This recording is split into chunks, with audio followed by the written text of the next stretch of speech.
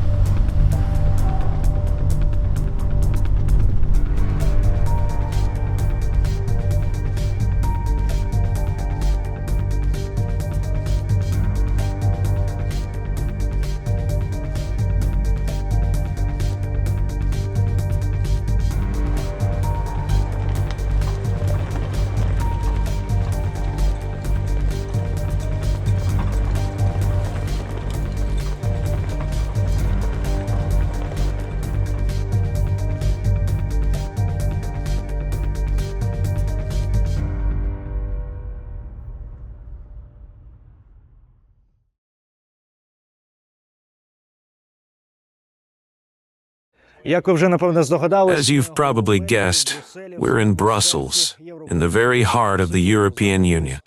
Behind me is the European Commission building. This is where sanctions are introduced against Russia for its full-scale invasion of Ukraine. It's hard to believe, but just 40 minutes from this very spot, there are two steel plants owned by one of Russia's wealthiest oligarchs. It's hard to believe, but these plants are still operating today, on the 13th of March, 2025, in the fourth year of Russia's war against Ukraine. And it's almost impossible to believe this, but Vladimir Lisin is simultaneously producing steel, here, in the very heart of the European Union, and over there in Russia, for the Russian military. Our editorial team has obtained confidential data from Vladimir Lisin's Novolipetsk steel plant, NLMK, on its dealings with the Russian defense industry throughout 2024. Subscribe to Ukrainska Pravda's YouTube channel by clicking the subscribe button below, or become a sponsor of this channel. And let's get started. Lipetsk, Russian Federation.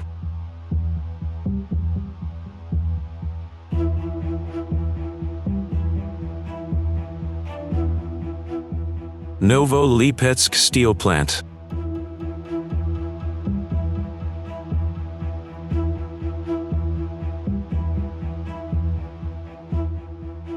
Since the start of the full-scale invasion, the Novolipetsk steel plant has continued to supply the electrical steel to Russian defense facilities. It's an essential component used to produce parts for ballistic and cruise missiles, anti-aircraft missile systems, drones, and other weaponry. The power systems for dozens of weapons cannot be produced without this type of steel.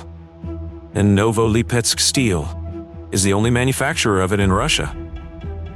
Ukrainska Pravda has obtained internal databases from the plant.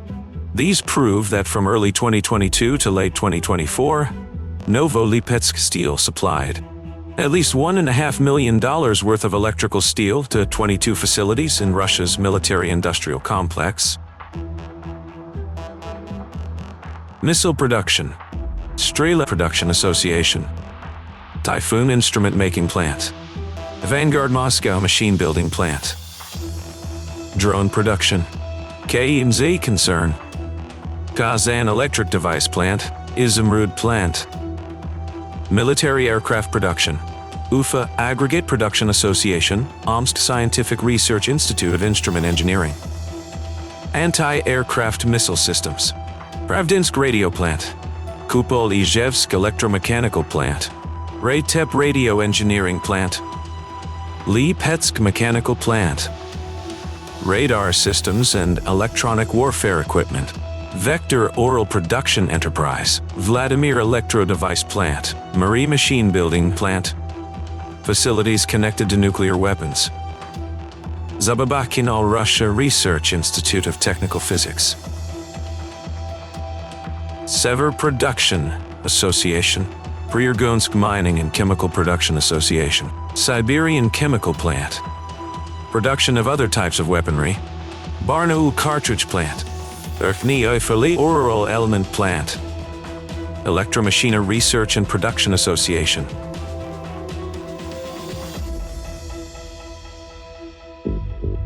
Nearly all of these facilities within Russia's military-industrial complex have been sanctioned by the European Union. That's because nearly all of them have been involved in killing Ukrainians and occupying the territory of a sovereign state since the start of Russia's full-scale invasion of Ukraine.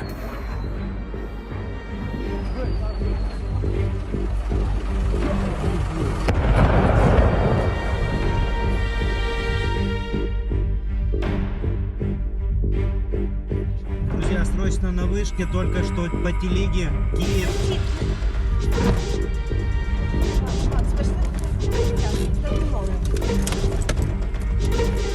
Дорогой, жичи обстреляны.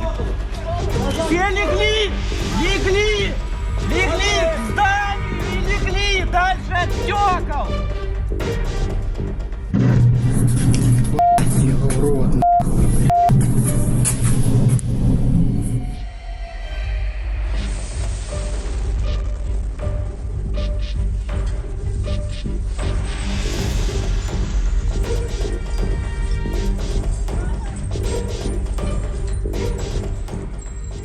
Yet Vladimir Lisin, owner of Novolipetsk Steel and the second richest person in Russia, is the only Russian oligarch supplying the Russian war machine, who has still not been sanctioned.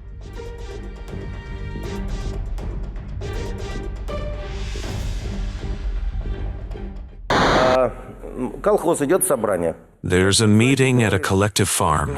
The head says, "We have a problem.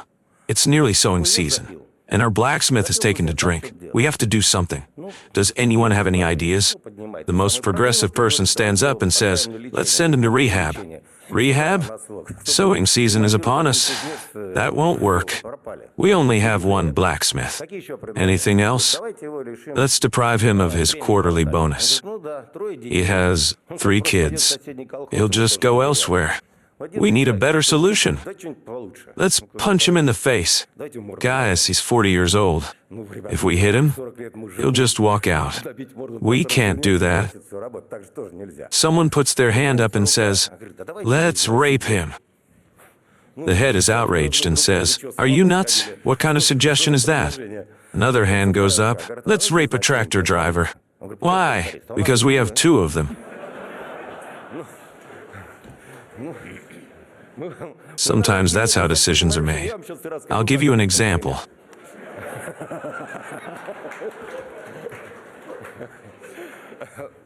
Here is a case from our experience.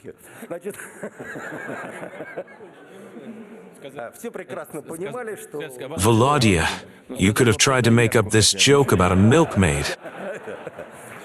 You're getting carried away. I didn't have time to do that.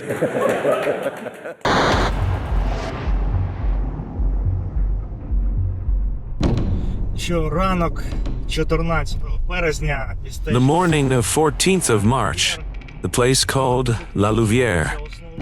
This is where Lisin's main asset is located.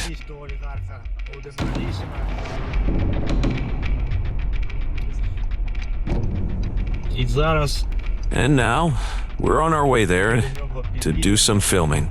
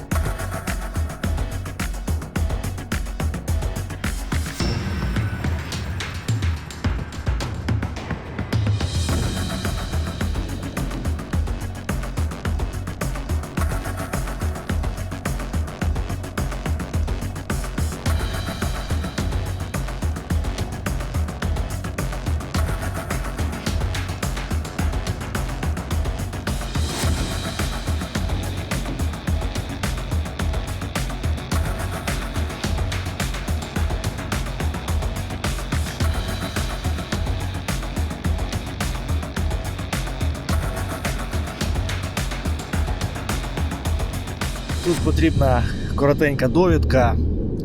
A little background is needed here.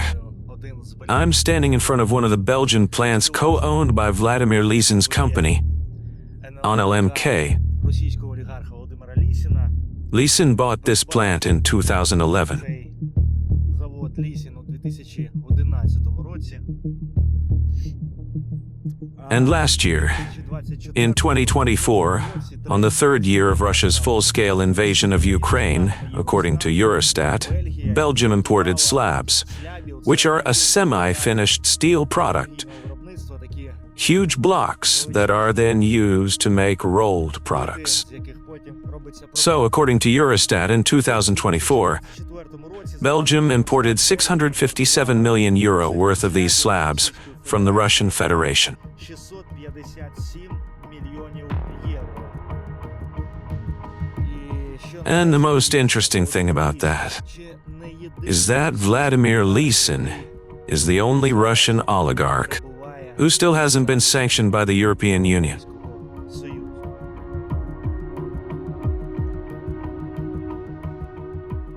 І якщо вам цікаво, наскільки масштабна присутність In case you're curious about the scale of the presence of Vladimir Lisin and his steel business here in Europe,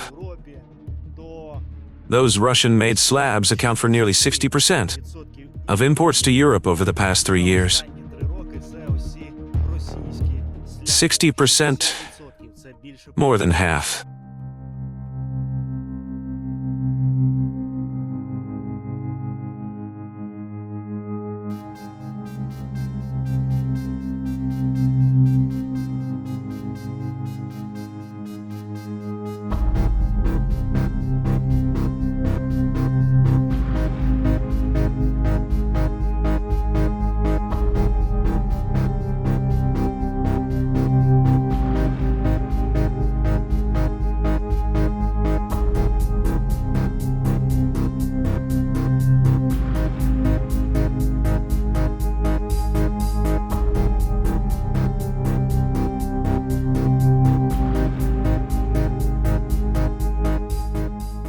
Швиденько зливаємо відео. We're downloading the video from our drone quickly, because typically Europeans are not very happy about their business being exposed, despite all the talk about supporting Ukraine, for as long as it takes, resisting Russia, etc.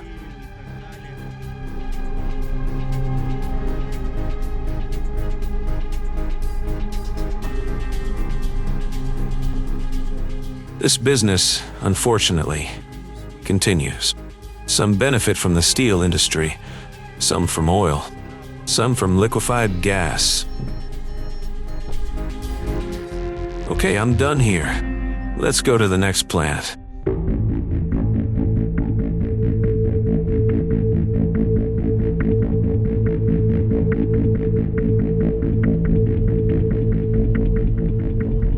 Через 200 метрів на кільці поверніть на 5-й з'їзд.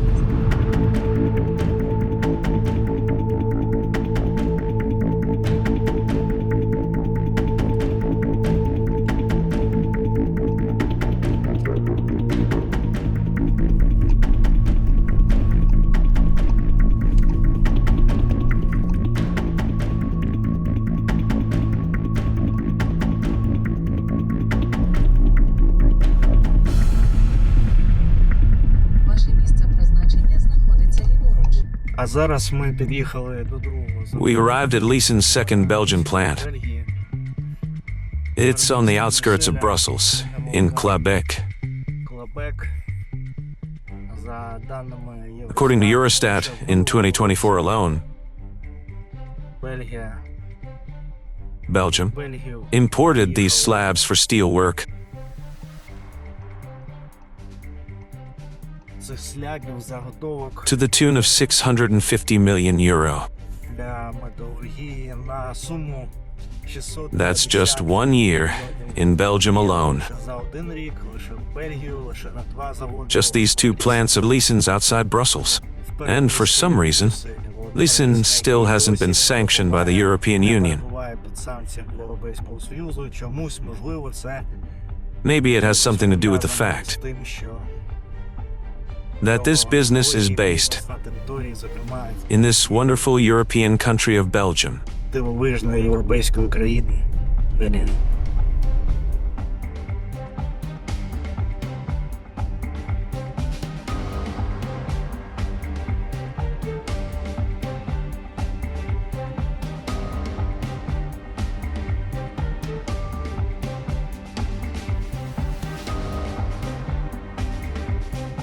Shipping to Lisin's Belgian plants starts at the port of St. Petersburg and ends at the port of Ghent in Belgium, and Ukrainska Pravda's team has obtained proof of this.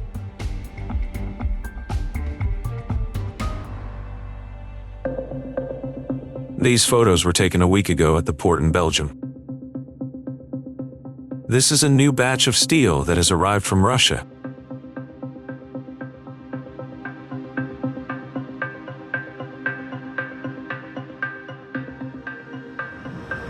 Цілком очевидно, що санкційна політика... It's clear that the sanctions policy of deterrence could have stopped Russian aggression in Ukraine, or at least slowed it down. But given that I'm standing in front of NLMK Quebec, which belongs to pro-Kremlin Russian oligarch Vladimir Lisin, and by all accounts is working very actively. Today, on the 14th of March, 2025, in the 4th year of Russia's full-scale invasion of Ukraine, this policy is being poorly implemented.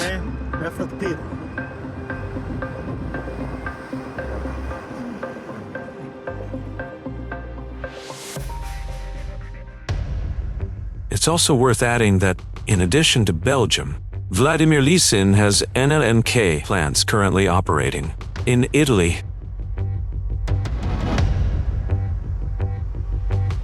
NLMK Verona is part of NLMK Europe. and in Denmark.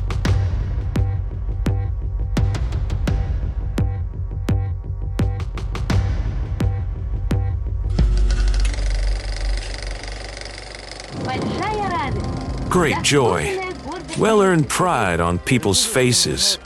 We were proud of the plant, proud of ourselves. Это не про This isn't about money or ambition. не про амбиции. Быть первым Being first is about loving what you do делаешь. И про желание and сделать wanting to do more. NLMK, one of the world's most efficient manufacturers. NLMK, Russia's biggest steel maker. Do you know what we see? Opportunities. Мы видим будущее. We see the future. We see the team. We see the goal to become the best in the world. Стать лучшими в мире.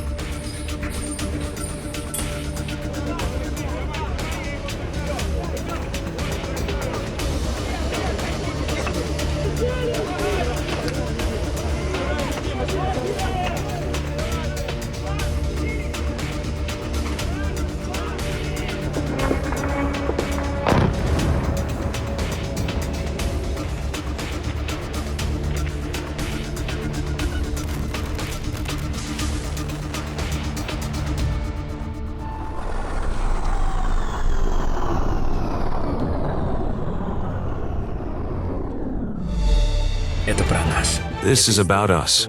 This is a story about how, together with you, we can become the best in the world. Ты готов? Are you ready? Лучшими в мире? To be the best in the world? That's so cool. The strategy, 2022, it's your time of opportunities. We have a database of VAT returns in our possession. In Russia, this is officially known as information from the purchase ledger on transactions recorded for the previous tax period and information from the sales ledger on transactions recorded for the previous tax period. The VAT returns show that from 2022 to 2024, the Novolipetsk steel plant supplied the avant-garde Moscow mechanical plant. This is the very plant where S-400 missiles are manufactured.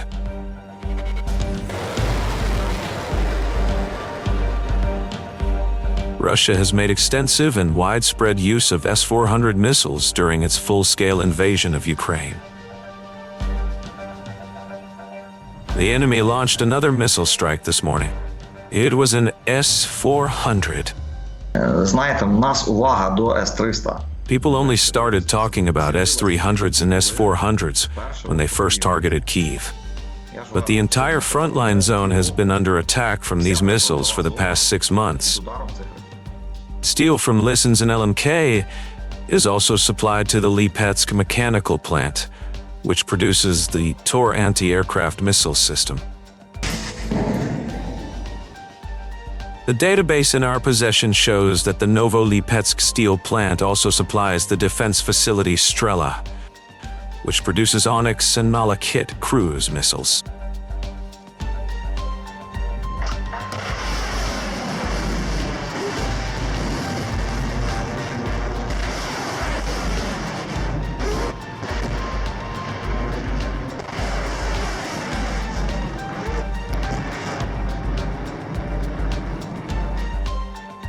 Lisin's plant also supplies the Kazan electric device plant for the manufacturing of Orlan 10 UAVs.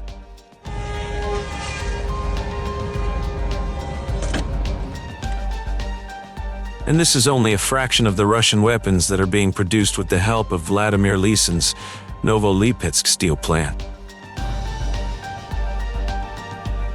The steel plant that in 2024 supplied over €500 million worth of Russian metal to Belgium alone.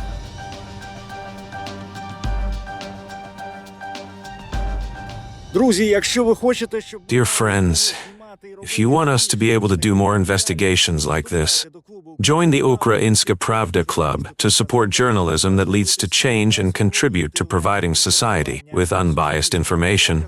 Because as Zelensky once said, you plus me equals us. Ми вже у Києві. We're back in Kyiv. There's an air raid warning in the capital right now. To sum up, some countries are still importing products from Russia's mining and metals industry in the 4th year of Russia's full-scale invasion of Ukraine. But their citizens are unlikely to be aware of that. That's because publicly, these countries' governments and representatives robustly oppose the Russian aggressor. Poland, for instance, may soon introduce compulsory military training due to the threat from Russia, for example.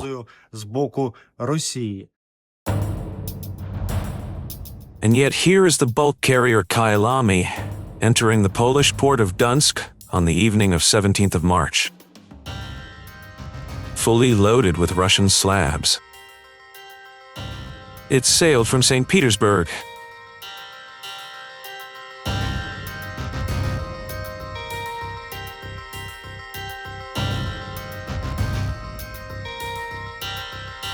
Ukrainska Pravda has run into issues with Polish law enforcement in the past over filming videos about Poland's grain trade with Russia.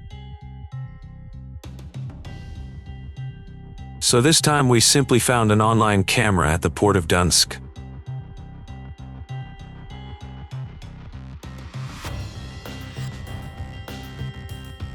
We also managed to find a source at the port of Dunsk who was able to document the unloading of Russian steel in Poland.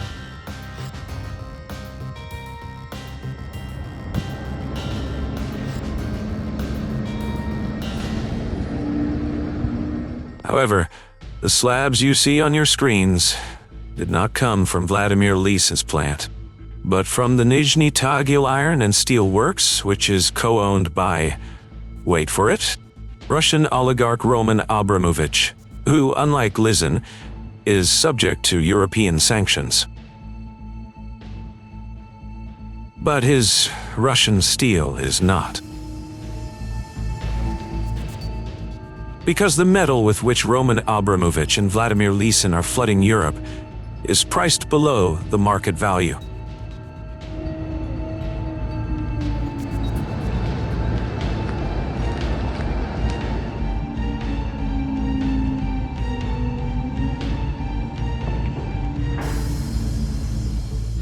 By the way, according to Ukrainska Pravda sources, these slabs were later transported to Czech Republic.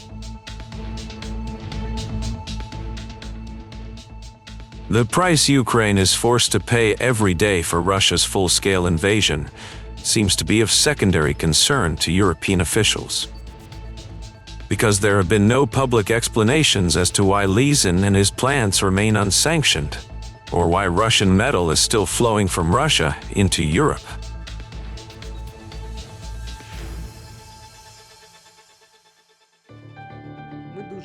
We hope we won't find ourselves in a difficult situation, where we have to test whether Article 5 of the NATO Charter really works.